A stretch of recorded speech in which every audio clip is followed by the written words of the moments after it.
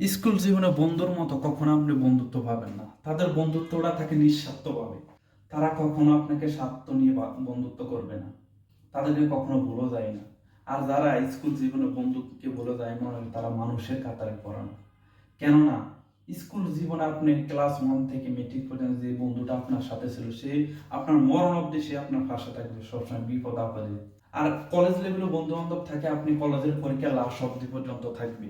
আর আপনি জব লেভেলে বন্ধু বান্ধব থাকবে সকাল 7টা থেকে বিকেল 5টা পর্যন্ত অথবা 8টা পর্যন্ত।